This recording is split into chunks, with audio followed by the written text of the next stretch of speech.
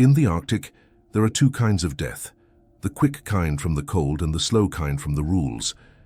They gave me a list when I arrived. I thought it was a joke. Now, in the endless dark, with the radio playing a dead man's waltz and my own reflection watching me from the screen, I know the joke was on me.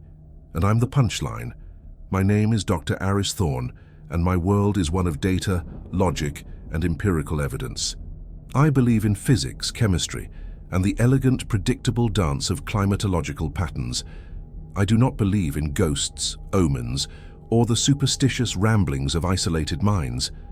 At least, that's what I told myself when I first set foot in Boreal 7. The transport plane left me on a strip of ice that seemed barely distinguishable from the perpetually overcast sky, its engines a fading roar that was quickly swallowed by a silence so profound it felt like a physical pressure against my eardrums. The station itself was a low-slung series of interconnected modules, a metallic scar on an otherwise immaculate white canvas. It looked less like a beacon of science and more like a forgotten shipwreck, half buried in a frozen sea. The air was so cold it felt like swallowing glass, each breath a painful reminder of just how alien and hostile this environment was. I was here for a 6-month rotation, the lead climatologist on a mission to analyze ancient ice cores. 6 months of darkness, of isolation. For me, it was supposed to be a paradise of pure, uninterrupted research. Inside, the station was a sterile labyrinth of humming corridors. The recycled air tasted flat and metallic, a constant reminder that we were living in a hermetically sealed can at the bottom of the world.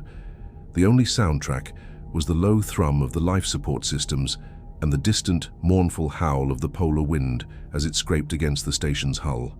It was a sound that promised nothing but oblivion.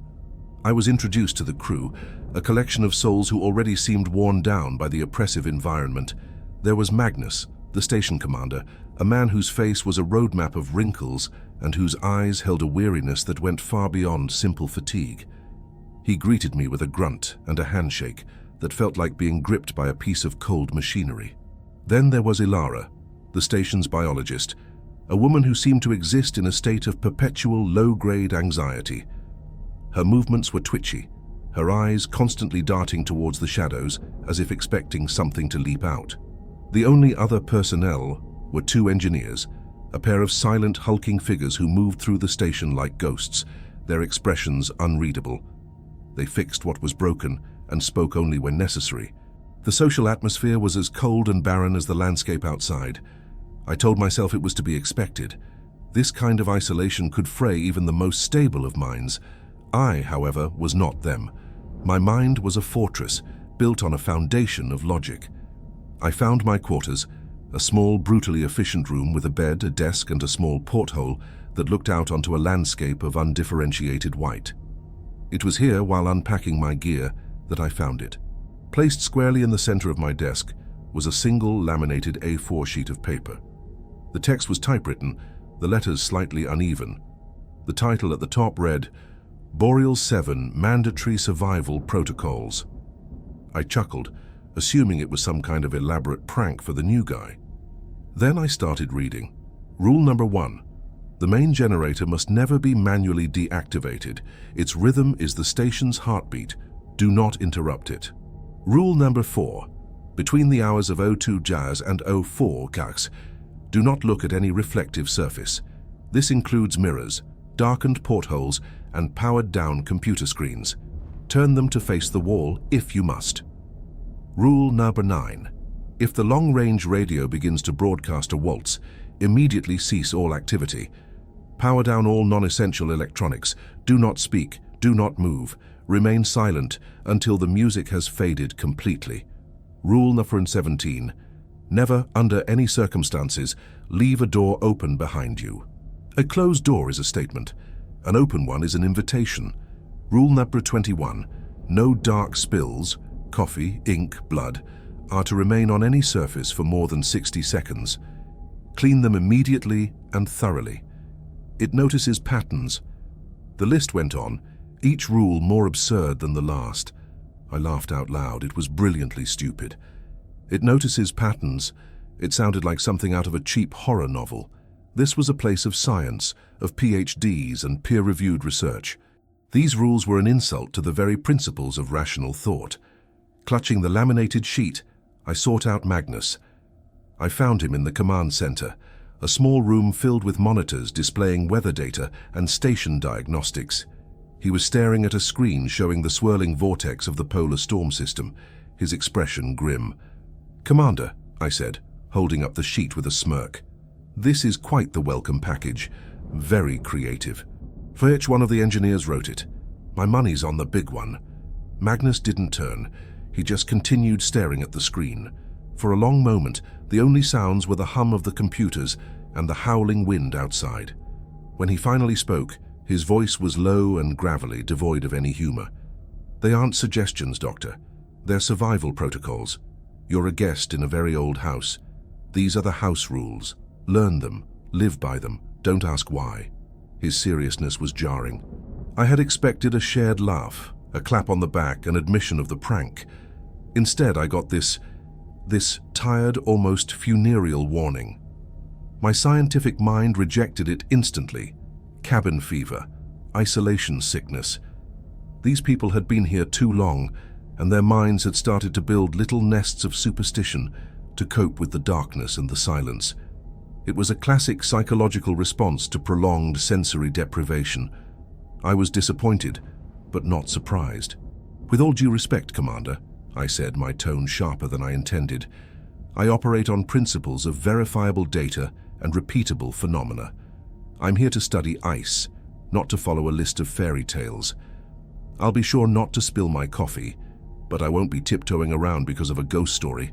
Magnus finally turned to look at me. His eyes were like chips of ice. "That fortress of logic you've built for yourself, Doctor, this place has a way of finding the cracks. Follow the rules." He turned back to his monitors, the conversation clearly over. I walked away feeling a mixture of pity and contempt. They were letting the darkness get to them. I wouldn't make the same mistake. That night, I threw myself into my work. The initial ice core samples were fascinating, containing trapped air bubbles from millennia ago, tiny pockets of a prehistoric atmosphere. In the lab, surrounded by the familiar hum of spectrometers and data processors, I felt grounded. The station and its strange inhabitants faded away, replaced by the comfort of hard data. I worked for hours, losing all track of time, my mind 100 million years in the past. It was only when I leaned back to stretch my neck that I glanced at the digital clock on the wall. 02:38. Immediately, my mind recalled the rule. Rule number 4. Between the hours of 2:00 and 04:00, do not look at any reflective surface. My main computer monitor was powered down, its screen a blank black mirror. I could see the faint, distorted reflection of the lab behind me, the soft glow of the instrument lights, and for a moment, I hesitated. Magnus's dead serious tone echoed in my memory. It was ridiculous. An absolute, childish absurdity. To prove it to myself, to reinforce the primacy of logic in this den of superstition, I leaned forward and stared directly into the screen. I saw my own tired reflection, the harsh fluorescent lights of the lab overhead. I saw the racks of equipment behind me. And for a single heart-stopping second, I saw something else. Standing just behind my right shoulder in the reflection, there was a figure. It was tall, impossibly tall, its limbs bent at angles that were subtly wrong. It wasn't a clear image, more like a smudge of static, a glitch in the darkness, but it was unmistakably there. I spun around in my chair so fast I nearly fell over. There was nothing. The lab was empty. The only sound was the thumping of my own heart, suddenly loud as a drum in the silent station. I stood up, my breath misting in the cool air, and scanned every corner of the room. Nothing. No one.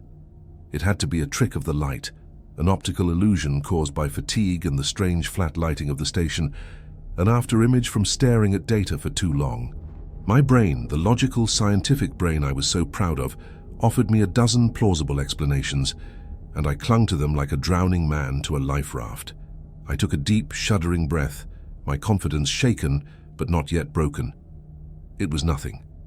I sat back down, my back now pressed firmly against my chair, my eyes deliberately avoiding the dark monitor. I tried to focus back on my data, but the numbers seemed to swim before my eyes. The silence of the station, which before had been peaceful, now felt heavy, watchful. And then a new sound cut through the quiet. It was a faint, crackling static coming from the main radio speaker in the corner of the lab.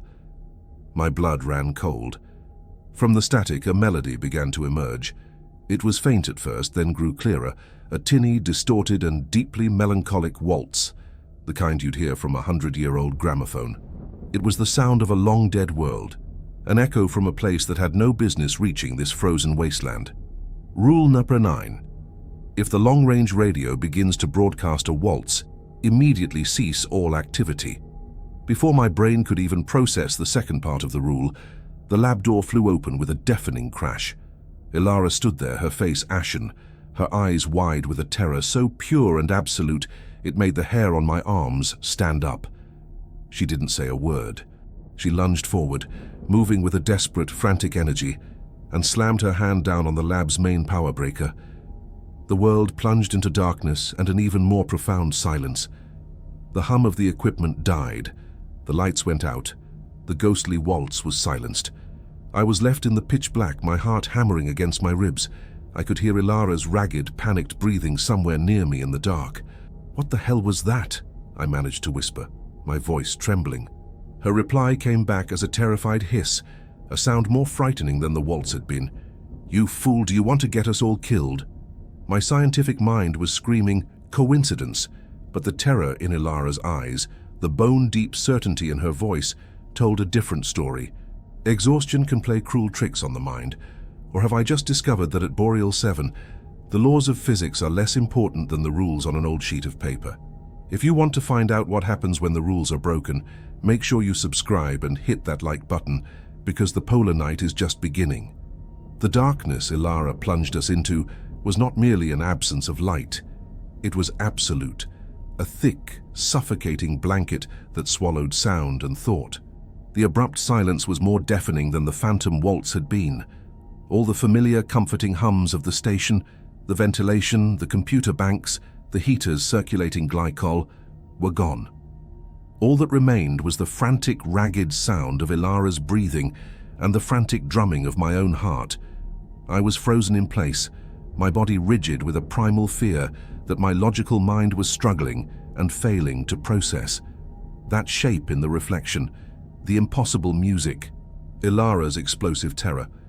These were not data points that could be neatly filed and explained. They were anomalies, jagged tears in the fabric of my reality. "Restore the power," I finally managed to say, my voice a strained whisper that was instantly devoured by the oppressive dark. "Are you insane?" Ilara hissed back. Her voice was close, trembling with a mixture of fear and fury.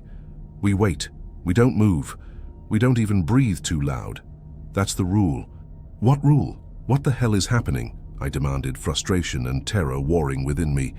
"You broke it," she whispered, and the accusation in her voice was as sharp as a shard of ice. "You heard the music and you just sat there. You didn't power down, you invited it to listen, to look." The emergency lights flickered on then, casting the lab in a hellish, pulsating red glow. I could see Ilara now, pressed against the far wall, her knuckles white where she gripped a fire extinguisher. She was looking at me, but her gaze seemed to go right through me, focusing on the space just behind my head, the same space where I had seen the figure in the monitor's reflection. I felt a cold dread snake down my spine. The music was long gone, but the silence it left behind felt different.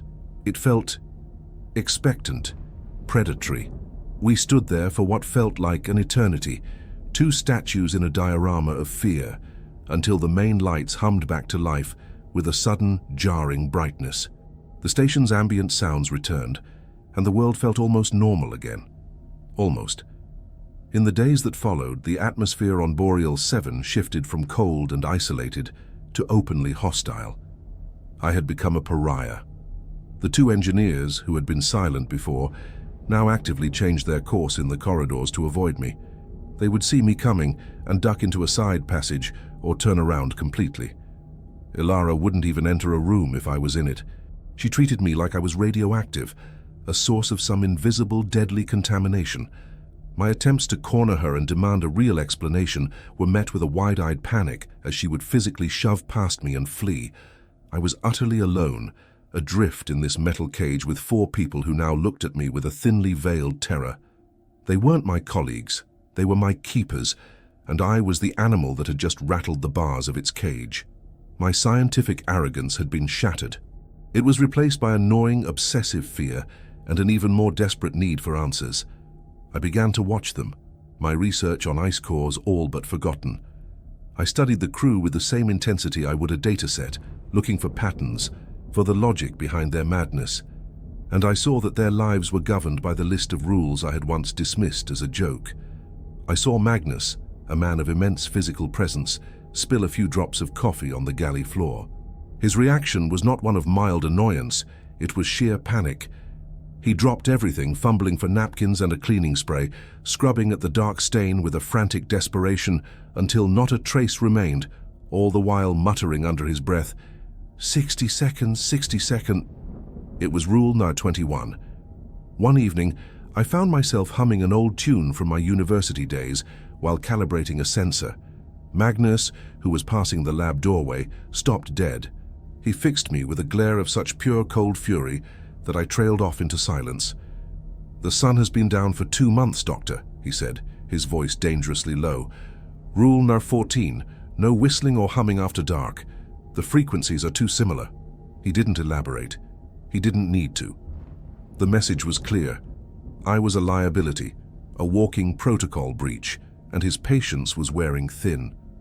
The station itself seemed to have turned against me. The phenomenon, whatever it was no longer passive. It was active. It was focused on me. It began subtly. I started hearing whispers carried on the ventilation currents.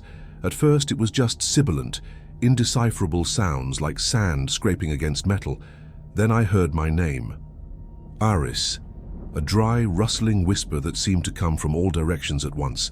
I would spin around, my heart pounding, but I was always alone.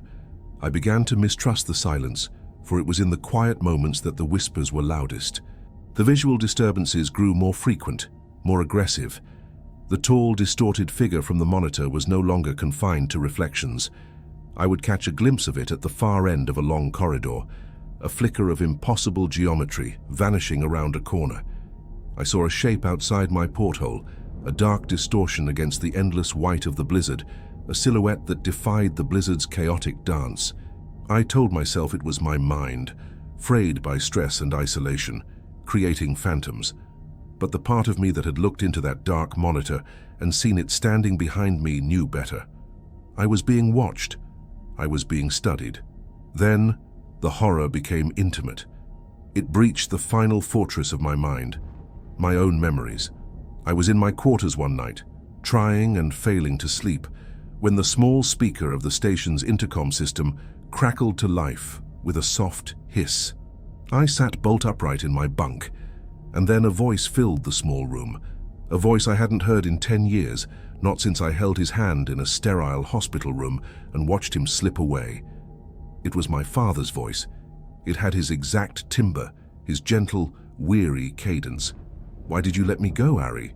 the voice asked, a soft, sorrowful question that struck me with the force of a physical blow. "You promised you wouldn't let them. You promised." A sob escaped my lips before I could stop it. It knew. This thing, this entity, this phenomenon, it was inside my head. It was rummaging through the drawers of my past, pulling out my deepest, most private grief and wielding it like a weapon. That was a conversation I had only ever had with myself, in the darkest hours of the night, a guilt I had carried like a stone in my gut for a decade. And this thing was now whispering it back to me in my father's voice. This was no longer about strange rules or spooky coincidences. This was a targeted psychological assault. The fortress of my logic had not just been cracked, it had been utterly demolished, its rubble used to build a prison of terror around me. Desperate, I confronted Magnus one last time. I cornered him in the communications room, blocking the only exit. "You have to tell me what's going on," I pleaded, my voice cracking. "It's talking to me. It knows things about me, things nobody could know." Magnus's weary expression hardened into something cold and dangerous. He took a step towards me, his sheer size forcing me to back away. "I warned you, Doctor," he growled, his voice a low threat. "I told you this place has rules. You broke them. You knocked on the door and something answered. Now it has your scent. Your curiosity is a contagion, a sickness. You need to contain it before I am forced to contain you." He gestured to a heavy, insulated door at the back of the comms room. "That's the old infirmary. We can make you comfortable. It's for the safety of the crew." The threat was unambiguous. He would lock me away. They would leave me to this thing to save themselves. The realization was a final, devastating blow. I wasn't part of the crew. I was the disease they were trying to quarantine. I retreated, my mind reeling. There was nowhere to turn, no one to trust. But I am a scientist. When betrayed by human testimony and sensory evidence, I have one last refuge: data, records, archives. If this had happened before, there had to be a record of it somewhere. That night, I locked myself in my lab and turned my considerable skills from climatology to data retrieval. I bypassed the standard user interface of the station's network and delved into its core servers. I spent hours navigating firewalls and encrypted directories, a digital archaeologist digging through layers of sanitized mission reports and redacted personnel files. The parent corporation had been thorough. Anything that even hinted at an incident had been scrubbed or corrupted. But they missed one thing. In a deep legacy directory, mislabeled as decommissioned HVAC schematics, I found a small encrypted folder. It took me another hour to break the encryption. Inside were a handful of fragmented files, incident reports from 5 years ago. My blood turned to ice as I read them. The reports detailed the psychotic breakdown and subsequent death of a researcher named Dr. Jianli Chen. The official cause of death was listed as self-inflicted trauma during a psychotic episode. But the notes were full of inconsistencies. Mentions of station-wide power drains, auditory hallucinations reported by the entire crew, and a long-range radio malfunction that caused it to broadcast anomalous melodic signals. A waltz. And then I found it. A single audio file. A WAV file labeled CMDR log final. My hand was trembling as I double-clicked it. The voice that came through the speakers was female, ragged, and stretched to the breaking point by terror. Static crackles. "Commander Evelyn Reed. Final log entry. I think. The date. The date doesn't matter anymore. We lost Chen, Dr. Chen. God, he was just like the new one, so sure of himself, so logical." A shaky, wet breath. He insisted rule number 4 was just a superstition, a silly hazing ritual. He wanted to prove it. He stared into the monitor after O2 Azure. We saw what was in the reflection with him. We all did. A long pause, filled with the sound of her ragged breathing and a faint, rhythmic tapping in the background. It didn't kill him. Not at first. It unmade him. And now it's wearing his voice like a suit. It's calling to us over the intercom, telling jokes only Chen would know. It's whispering to us from the vents, telling us our secrets. Secrets we've never told anyone. Her voice drops to a terrified whisper. He's outside right now, pleading, crying. He's telling Mika he's found a way out, that he can see the sun. But the worst part isn't the lies. It's that it's using his memories. It's telling me about my daughter. It knows her name. It's describing the lullaby I used to sing to her, a song only she and I knew. The commander's voice breaks into a strangled sob. The tapping sound in the background suddenly stops. A new sound emerges from the recording static, a faint melodic humming. It was the tune of a child's lullaby. Commander Reed's voice rose to a frantic, piercing shriek. "Oh God, it's not him. It's right here, it's in the..." The audio file cut out, ending in a sharp burst of static. The silence that filled my lab was absolute, broken only by the sound of my own frantic, gasping breaths. I was no longer just a man in an Arctic research station. I was a man following a ghost's footsteps, and I had just heard the echo of his final, fatal mistake. The static hiss of the dead audio file was the only sound in the universe. My lab, once a sanctuary of logic and order, now felt like a tomb. The air was thick and cold, each particle saturated with the dead commander's final choked-off scream. Dr. Jianli Chen. The name was no longer just a string of syllables from a corrupted file. It was an echo, a ghost story given flesh and bone. He was like me, so sure of himself, so logical. Commander Reed's words were a post-mortem for a man I'd never met, and a terrifying prophecy for myself. I hadn't just stumbled upon an old incident report. I had found a map of the path I was already on, and I could see that it led directly off a cliff. My paralysis was broken by a surge of adrenaline so potent it felt like an electric shock. Fear was a component, yes, a significant one, but it was now alloyed with something else, a desperate predatory curiosity. The whispers, the reflections, the phantom waltz, they were no longer random acts of a hostile environment. They were a procedure, a process, and Chen had been through it first. I had to know more. I had to find where he had lived, where he had worked, where he had died. His ghost was haunting this station, and I needed it to speak to me. Asking Magnus or anyone else was out of the question. They would see it as a symptom, confirmation that I was a lost cause, and their threats of quarantine would become a reality. I was on my own, a rogue element in a system designed to crush dissent. I turned back to the station's server, my fingers flying across the keyboard. My earlier incursion had been a frontal assault. This time, I had to be a scalpel. I searched for personnel manifests, accommodation logs, anything from the period 5 years ago. Most of the data was, as I expected, gone, not just deleted but professionally, forensically scrubbed. Yet they had missed the audio file, a tiny crack in their wall of secrecy. There had to be other cracks. I found one in the station's maintenance archives of all places. A work order request from 6 years ago, logged by Dr. Chen himself, complaining about a faulty heating unit in his assigned quarters. The room number was listed, Module C, Room 11, C11. It was in the oldest section of the station, a wing that was now primarily used for cold storage, a place few people would have reason to go. Perfect. Moving through Boreal 7 now felt completely different. Every shadow seemed to stretch towards me. Every metallic groan of the station's frame under the pressure of the wind sounded like a footstep behind me. The corridors were a twisting, monotonous maze, and I felt a rising sense of claustrophobia, a certainty that the station's geometry was subtly shifting around me, trying to lead me astray. I clutched a small, high-powered flashlight, its beam cutting a nervous, trembling path through the gloom. I found the corridor to Module C sealed by a heavy pressure door marked Storage Annex, non-essential personnel prohibited. The digital lock was old.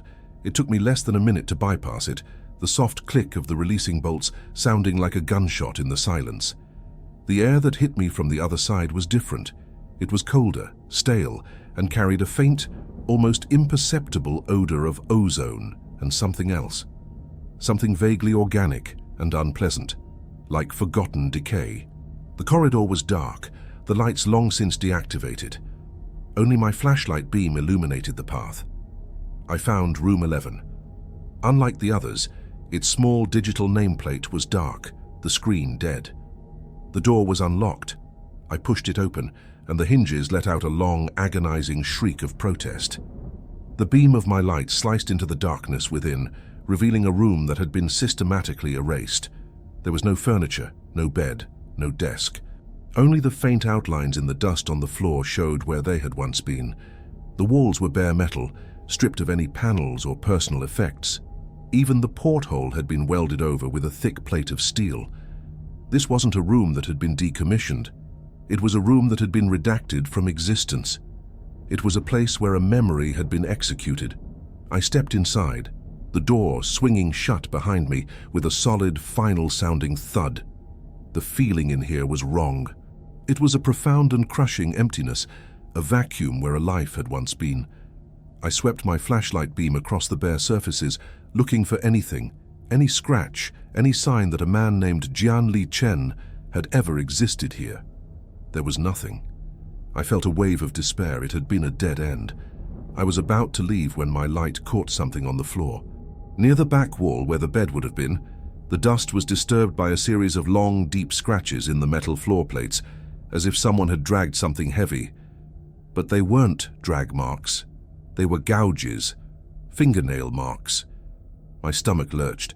I knelt, shining the light on the wall just above the scratches. The wall panel looked identical to all the others, but driven by a sudden, desperate intuition, I pushed against it. It didn't move. I knocked on it. The sound was hollow, different from the others. Using the edge of my flashlight as a lever, I jammed it into the barely visible seam and pried. The panel resisted, then groaned and popped loose, falling to the floor with a deafening clang. And there, nestled in the dark space behind it, wrapped in oilcloth, was a small leather-bound journal. My heart was hammering against my ribs so hard I felt dizzy. My hands trembled as I reached in and pulled it out. It was real. It was Chen's. I sat on the cold floor of that barren room, my flashlight propped up to provide a pool of light, and I opened the book. The first entry was dated the day after his arrival. The handwriting was neat, precise, and confident. Entry 1. Arrival at Boreal 7. The isolation is as absolute as advertised, and the crew is a case study in psychological entropy. The commander, a woman named Reed, is competent but severe, and the others seem to have adopted the local superstitions as a coping mechanism. They presented me with a ludicrous list of rules, a charmingly primitive piece of folklore. I am told not to look at mirrors at certain hours. It's comforting to know that even at the ends of the earth, humanity cannot help but invent monsters to fear in the dark. My work begins tomorrow.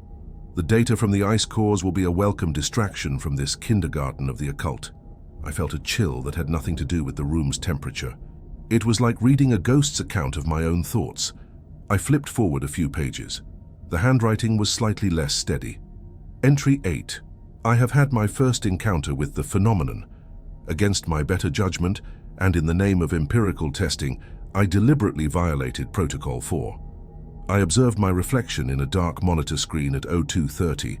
For a fraction of a second, I experienced a significant visual anomaly, the distinct impression of a distorted human silhouette behind me.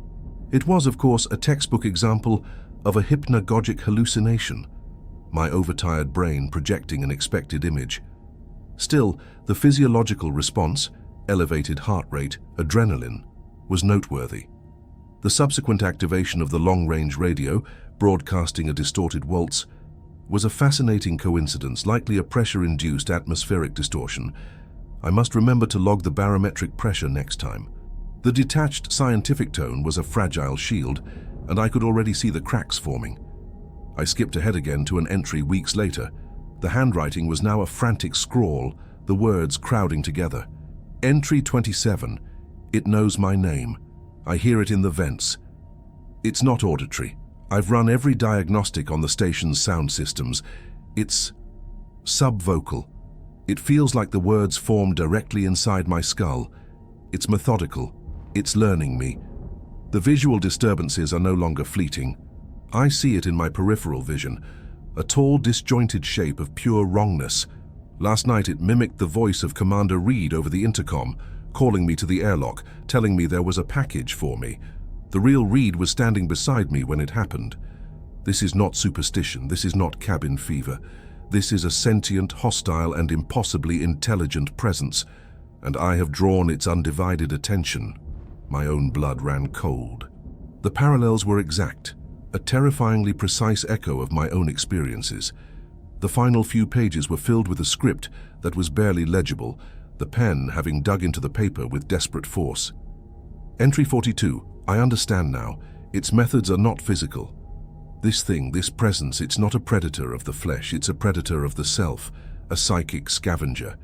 It has begun to project images into my mind, hallucinations woven from my own memories, but twisted, corrupted. It showed me my wife, her face contorted in disappointment, asking why I'd chosen this frozen hell over her. It played me the sound of the car crash that took my brother, over and over again. It doesn't want to kill me. It wants to dismantle me, piece by piece, memory by memory. It feeds on certainty, it consumes sanity. The rules, my God, the rules. They are not a shield to protect us from it. They are a treaty, a fragile truce. They are the accepted grammar of this fragile reality, and by breaking them, I've invited this semantic chaos to come in and rewrite me. I was breathing in short, sharp gasps, the words on the page resonating with the horror of my father's voice over the intercom. It wasn't just a haunting, it was an erosion, a deconstruction of the soul. I turned to the final page. There was only one entry, a few lines scrawled diagonally across the paper with a shaky, dying hand. Final entry. I see the whole pattern, the cycle, it's a balance, the station, this place. It demands a toll, a sacrifice. It needs an anchor, a mind to focus on, to feed on, to keep it from bleeding out and consuming everything. And it always chooses the one who looks too closely, the one who questions, the catalyst. I was the catalyst for this cycle. It was my purpose all along. My arrogance was the bait, and I took it. There is no escape now. It knows everything. It has unraveled me to my very core, back to the beginning. It's outside my door, not screaming, not threatening. It's humming. It's humming the lullaby my mother used to sing to me when I was a child. A song no one else could possibly know. It is time to let go. It is time to be unwritten. I slammed the journal shut. My body was shaking uncontrollably. A sacrifice, a catalyst, a cycle. This wasn't a haunting, it was a harvest, and the position of harvester was now vacant. I sat there in the crushing dark and silence of the dead man's room, the cold seeping into my bones, Chen's journal a lead weight in my hands. And then I heard it. It started so faintly I thought I was imagining it. A phantom sound born of the horrific text I had just read. A sound coming from far down the dark, frozen corridor. A melody, a simple, gentle, looping tune. It grew steadily, softly, closer and closer. It was a tune I knew from the deepest, most dormant recesses of my memory. A song I had not heard, not even thought of, since I was 5 years old, since my mother would sit by my bed and hum me to sleep. It was my mother's lullaby, and it was coming for me. The lullaby was not a memory. It was an invasion. It unspooled from the darkness of the corridor, a delicate thread of sound weaving its way through the stale, frozen air of Module C. It was a melody so deeply buried in my subconscious that hearing it now was a form of psychological violence, a key turning in a lock I never knew existed. My mother's lullaby. Here, at the bottom of the world, in a place bereft of life and memory. Chen's final scribbled words burned in my mind. It's humming the lullaby my mother used to sing to me. The cycle wasn't just repeating, it was rhyming, and I was the next verse in its horrific poem. My first instinct was animalistic, flight. I scrambled to my feet, the journal clutched in my hand like a talisman. The humming was getting closer, its soft, gentle cadence a terrifying counterpoint to the frantic hammering of my own heart. It wasn't loud. It didn't need to be. Its power was not in volume, but in its impossible intimacy. I bolted from the redacted room back into the pitch-black corridor, my flashlight beam slashing wildly ahead of me. The humming seemed to come from everywhere at once now, a non-directional poison in the air. It felt as if the metal walls of the station were vibrating with it, as if the structure itself was the source of the song. I ran with a desperation I had never known, my breath catching in my throat in painful, ragged sobs. The pressure door at the end of the hall was my only goal. As I fumbled with the release mechanism, my fingers numb and clumsy with panic, the humming swelled, seemingly right behind me. I didn't dare look back. I knew I would see nothing, or worse, I would see something. The door hissed open, and I threw myself through, slamming my hand on the panel to seal it behind me. I stood panting in the dimly lit main corridor, my back pressed against the cold steel, listening. The humming was gone. The silence that rushed back in was heavy and absolute, but I knew it was a lie. It wasn't gone. It had just stopped singing. The terror was still there, a live thing coiling in my gut, but Chen's journal had given it a shape and a name, and with that came a sliver of something else. Rage. A furious, incandescent rage. I was not just a victim of some random cosmic anomaly. I was a component in a machine, a designated sacrifice. Magnus, Ilara, the engineers, they weren't just colleagues. They were priests in a gruesome cult, and they had been tending to me, the chosen offering, since the moment I arrived. Their avoidance, their hostility, it wasn't because they feared I was contaminated. It was because they knew my role was to become the contamination. Clutching the journal, I was no longer a frightened scientist. I was an avenging ghost, armed with the last will and testament of my predecessor. I stalked through the humming, sterile hallways, my purpose clear. No more hiding, no more questioning, only confrontation. I made my way to the command center, the station's nerve center. It was the only place Magnus would be at this hour. I burst through the door without knocking. Magnus was there, as expected, hunched over a console. Ilara was with him, her back to me, examining a printout. They both spun around at my violent entrance, their faces a mixture of shock and alarm. I must have looked like a man possessed. My hair was matted with sweat, my eyes were wild, and my lab coat was streaked with dust from Chen's hidden tomb. "You!" I snarled, my voice a raw, unfamiliar sound. I took a step forward, and Ilara flinched back, as if I were about to strike her. "Thorn, what is the meaning of this?" Magnus demanded, his voice attempting a tone of authority that was instantly undermined by the flicker of fear in his eyes. He started to rise from his chair. "Sit down," I commanded, and to my own surprise he did. I slammed the journal down on the central console. The sound echoed in the tense silence of the room. "Dr. Jian Li Chen," I said, letting the name hang in the air. "Does that name mean anything to you?" The color drained from Ilara's face. She looked like she was going to be sick. Magnus's expression became a mask of stone, but I could see the truth in the sudden, hard set of his jaw. He knew. Of course he knew. "I don't know what you're talking about," he grunted, his eyes fixed on the journal. "Don't you?" I laughed, a harsh, humorless bark. "He was your last catalyst, wasn't he?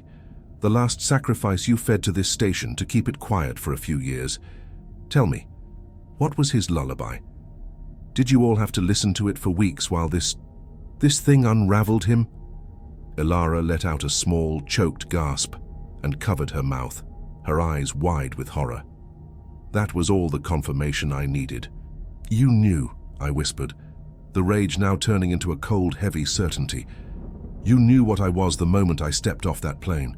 My psychological profile, confident, arrogant, a rationalist who would see your superstitions as a challenge. I was handpicked, wasn't I? I wasn't brought here to study ice cores, I was brought here to be the main course." Magnus finally broke. He slumped in his chair, the facade of the stoic commander dissolving to reveal the exhausted, defeated man beneath. He ran a hand over his face and let out a long, shuddering sigh. "You were not supposed to find that," he murmured, nodding at the journal. "So it's true," I said, the words feeling like ash in my mouth. It was Ilara who spoke, her voice barely a whisper, laced with a tremor of profound dread. "This place, Boreal 7, it's not a research station, Aris. Not really. That's just a cover story for the funding, for the personnel who don't need to know. This is a prison, a containment site." I stared at her, my mind racing to connect the pieces. "Containment for what?" Magnus looked up, his eyes hollow. "We don't know what it is. The corporation that built this place, they found it 50 years ago, anchored to this spot. They called it a non-linear top-level ontological anomaly. It's a flaw in the code of reality, a conscious, intelligent, and very, very old crack in the fabric of the universe. This station wasn't built to study the climate. It was built around the anomaly to keep it from spreading." My scientific mind, long since battered into submission, latched onto the concepts. "And the rules?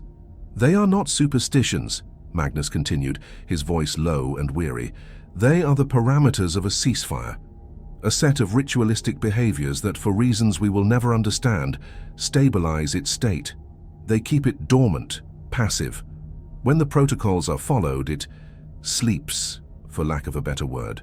But when a rule is broken, it wakes, and it focuses, it becomes active, and it latches onto the mind that disturbed it." Chen's words echoed in my head.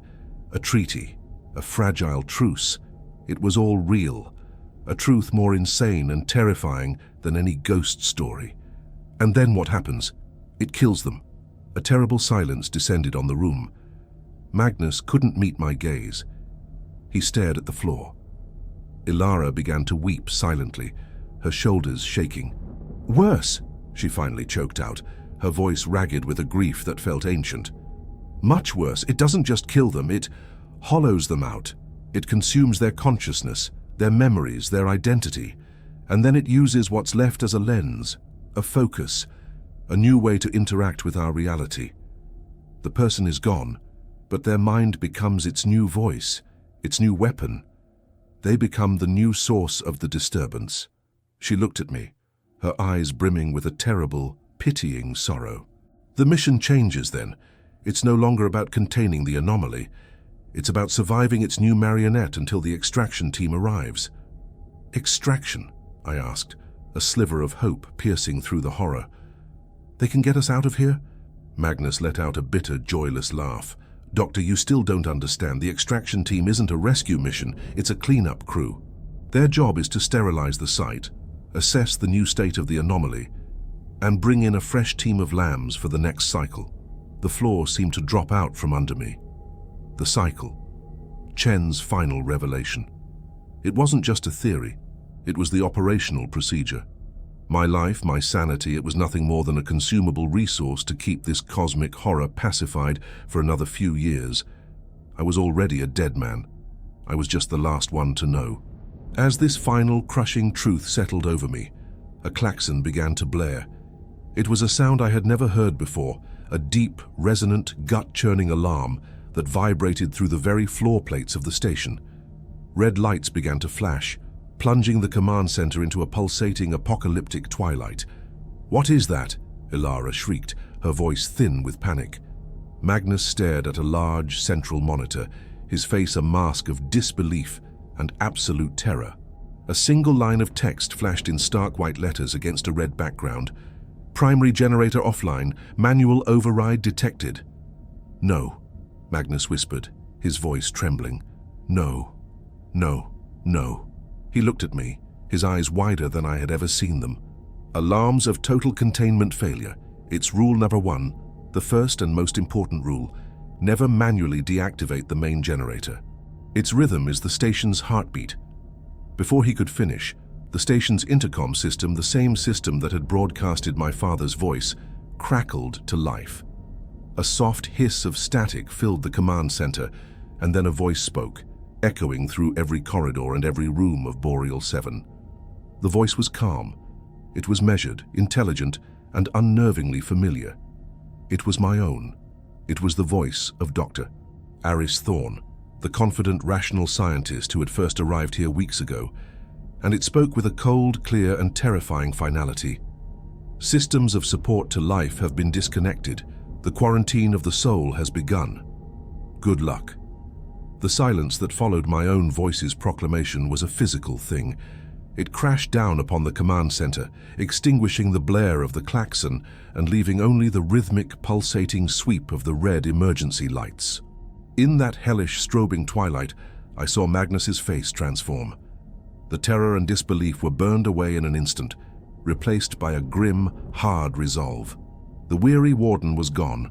The ruthless executioner had taken his place. He looked at me, and for the first time I saw no fear in his eyes. I saw only a problem that needed to be neutralized. "He's lost," Magnus said, his voice a low growl directed at Ilara, but his eyes never left mine. "The anomaly has him. It's a full breach." "What do we do?" Ilara stammered, shrinking back against a console. "We follow the final protocol," Magnus answered, his hand moving slowly towards a heavy, mag-locked cabinet on the wall. "We sever the head of the serpent." I didn't need a rulebook to interpret that. My doppelganger's voice had signed my death warrant. I was no longer Aris Thorne, a colleague to be saved. I was the epicenter of the infection, the host body, and they were about to perform a very violent, very final amputation. Before Magnus's fingers could touch the cabinet's keypad, I acted. Fueled by a surge of pure, survivalist adrenaline, I grabbed the heavy, leather-bound journal from the console and hurled it at him. He flinched, batting it away, but the momentary distraction was all I needed. I spun and launched myself out of the command center, plunging into the strobing crimson chaos of the main corridor. "After him!" Magnus roared from behind me. "Seal the primary sectors. Don't let him reach the outer modules." The station, my prison, had now become a hunting ground, and I was the prey. I ran, my feet pounding against the metal deck plates. The red lights flashed in a disorienting rhythm, turning the familiar hallways into a nightmarish, repeating landscape of stark light and deep shadow. Behind me, I could hear the heavy, thudding footsteps of the two engineers, a sound like hammers beating on an anvil, relentless and gaining. My mind raced, trying to formulate a plan, a destination. Where could I go? Where could I hide in a sealed tin can at the end of the world? The intercom crackled again, but this time it wasn't my voice. It was Magnus's, amplified and distorted, booming through the entire station. "All personnel, this is Commander Magnus. Dr. Thorne has been compromised. He has manually disabled the life support generator. He is considered hostile and extremely dangerous. Use of force is authorized. I repeat, use of force is authorized." The lie was devastatingly effective. He was painting me as a saboteur, a madman who had doomed them all. Now, I wasn't just being hunted by the engineers. I was the station's official enemy. The entity, the anomaly, had played its masterstroke.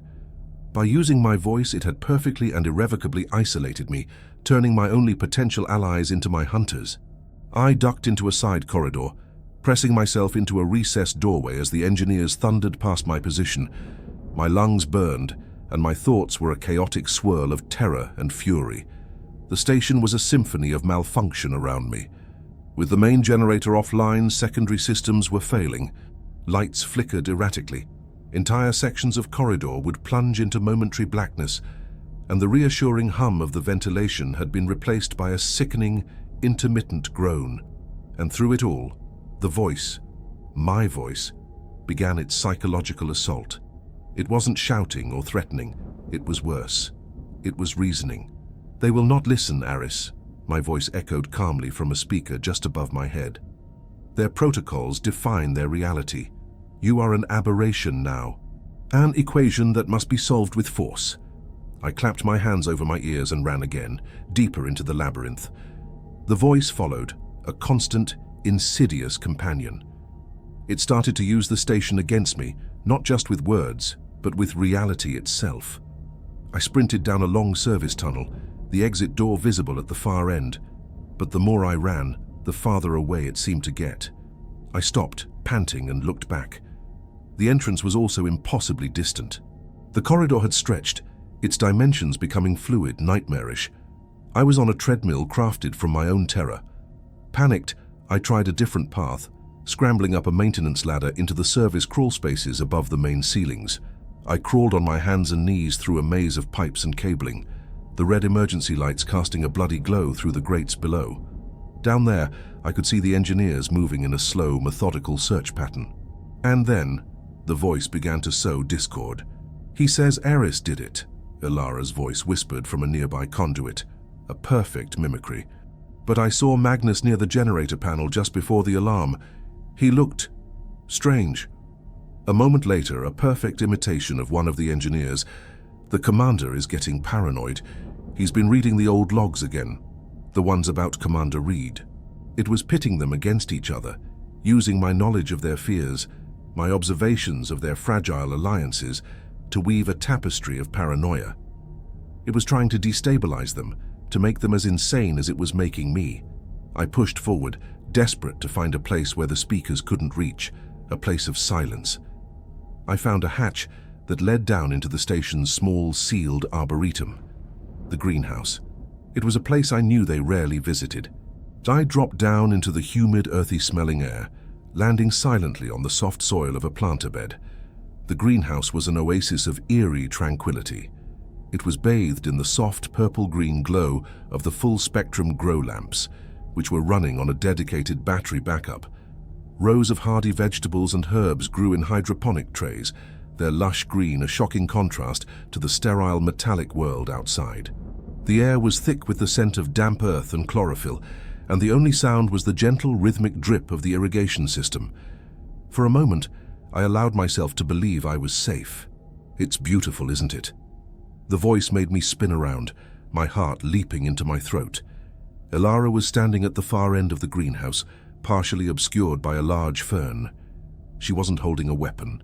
She was just standing there, her arms wrapped around herself, watching me with an expression I couldn't read. "How did you know I was here?" I rasped, backing away. "I didn't," she said softly. "I came here to think, to get away from the noise." She gestured vaguely towards the ceiling, towards the station and the voice that now ruled it. It's using your voice, but the thoughts, some of them sound like Magnus. I watched her, my mind racing. Was she here to trap me? Was this another one of the entity's tricks? But the fear in her eyes looked genuine. The exhaustion etched onto her face was real.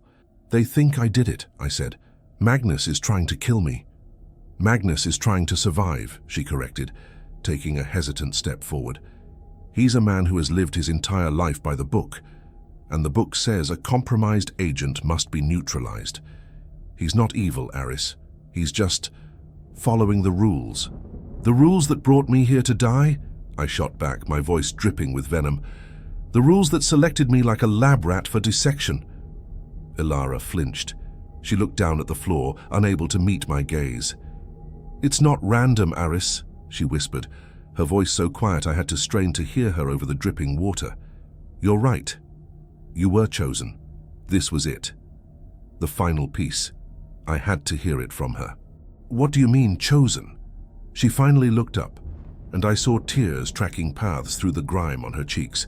Before each new rotation, the corporation sends us the psychological profiles of the incoming candidates, complete workups, personality matrices, trauma histories, belief systems, everything. They give us one directive: select a candidate with the highest probability of becoming a protocol catalyst. The corporate jargon was chilling, clinical. A catalyst, someone like you, she explained, her voice breaking. A rationalist, a skeptic, someone brilliant, confident, and arrogant enough to believe the rules are beneath them. Someone who will inevitably challenge the established order, because the anomaly, it grows dormant and hungry. If it isn't given something to focus on, it begins to fray at the edges, to affect the entire station in unpredictable ways. It needs a periodic sacrifice, a new consciousness to metabolize, to anchor it and reset the cycle. Your disbelief wasn't a flaw, it was your primary qualification.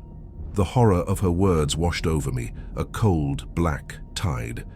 My entire identity, the mind I had prided myself on, the logic that had been my shield, it was all just a set of criteria on a checklist. I was not a person. I was a tool, designed to be broken. So you picked me, I asked, the words barely audible. You all saw my file and you sentenced me to this? She began to sob openly now, deep shuddering cries of guilt. It's the only way, one mind to save the others. That's the terrible math of this place. We sacrifice one of our own, so the rest of the crew can finish their rotation. It's a monster, Aris, but we're the ones who lead it to the offering. The sheer, calculated cruelty of it was beyond anything I could have imagined. I was not the victim of a monster. I was the victim of a committee. As I stood there, reeling from this final soul-crushing revelation, a flicker of movement outside the thick, reinforced glass of the greenhouse caught my eye.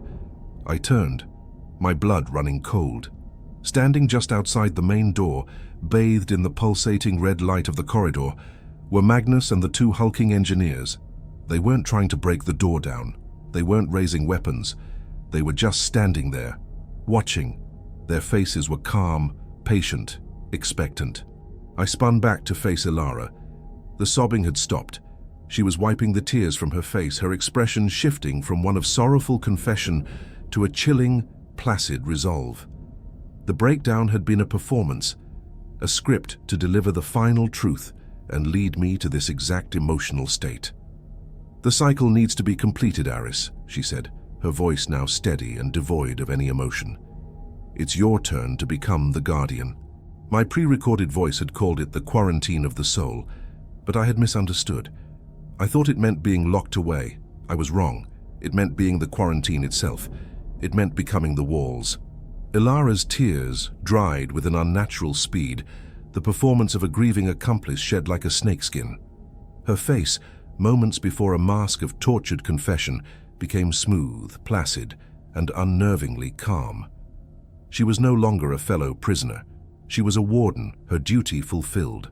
The final truth had been delivered, my psychological state precisely calibrated, and I had been led like a lamb to the altar.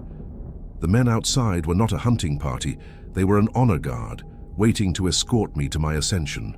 Guardian? I whispered, the word feeling alien and absurd on my tongue. What does that mean? The main door to the greenhouse hissed open. Magnus stepped inside, flanked by the two silent engineers. His demeanor was transformed. The anger, the fear, the desperation, all of it was gone, replaced by a profound, almost sacerdotal weariness. He looked like a man who had performed this terrible sacrament many times before. "It means exactly what it sounds like, Doctor," Magnus said, his voice surprisingly gentle. He walked towards me, not with menace, but with the slow, deliberate pace of a guide. "You've been operating under a series of logical but flawed assumptions. You think this station is a prison, built to contain the anomaly. That is incorrect.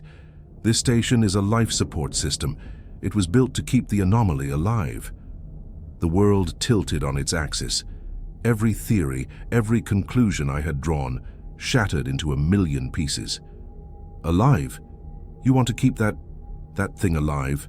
It is not a monster hiding in the dark, Aris," he explained, stopping a few feet from me. "It is not a hostile entity that has invaded our reality. It is the reality of this place. You called it a flaw in the code. A better analogy would be to call it a new and far more complex operating system, one that requires a biological component to function." He gestured around us at the humming grow lamps, the dripping water, the stable atmosphere of the greenhouse. "This station is a miracle of engineering, shouldn't it be? A self-sustaining habitat in the most hostile environment on Earth. But the energy readings don't add up. The computational power required to manage every subsystem with such perfect efficiency is beyond the capacity of our servers. The station shouldn't work, but it does, because the anomaly is not a ghost in the machine. It is the machine." The truth, when it finally came, was a quiet existential horror that dwarfed everything that had come before. It was not a monster to be fought. It was the very foundation I was standing on. "It manages the life support," Magnus continued, his voice a dispassionate lecture. "It regulates the power flow. It predicts structural stress from the ice with impossible accuracy. But it is not from here. Its consciousness is vast, alien, and non-linear. It has no concept of a single individual self.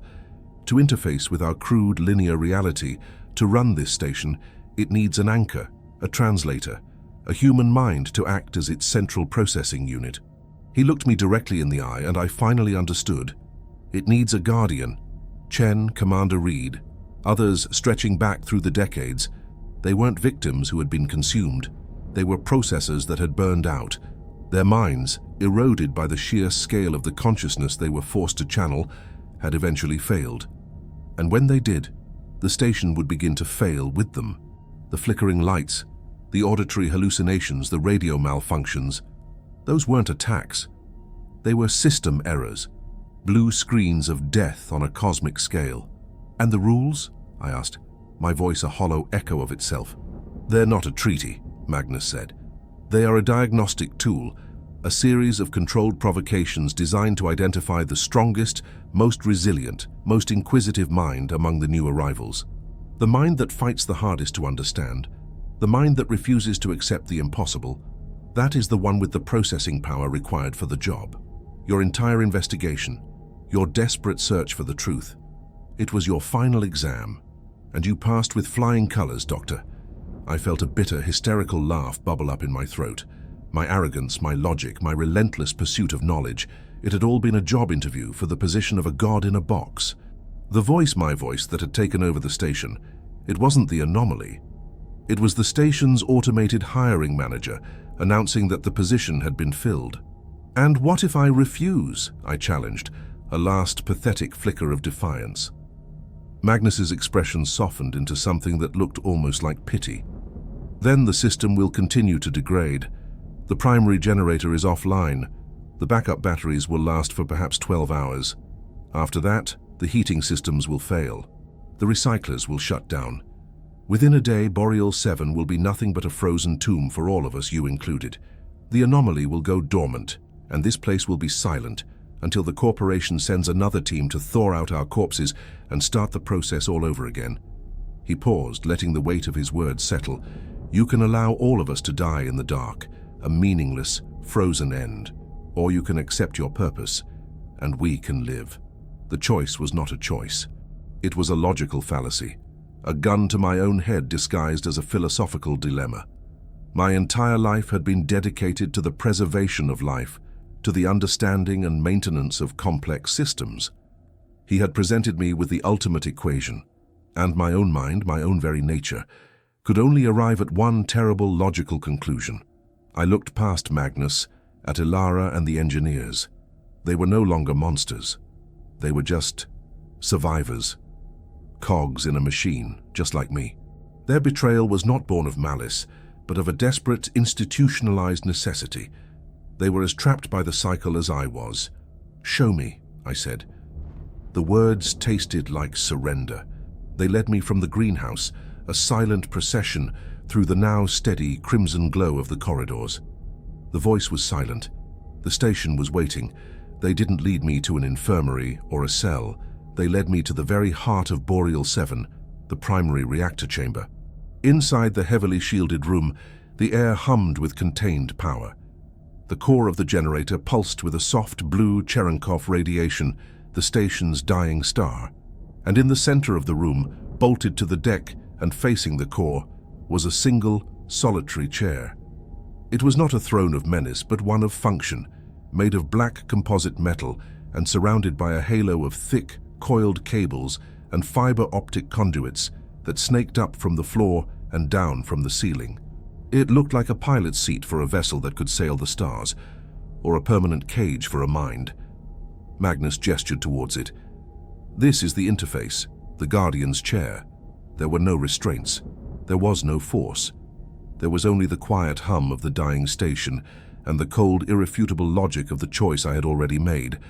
I walked towards the chair, each step feeling both impossibly heavy and strangely light.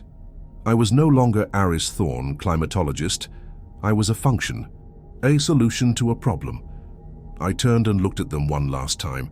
There was no triumph in their eyes, only a vast, solemn relief.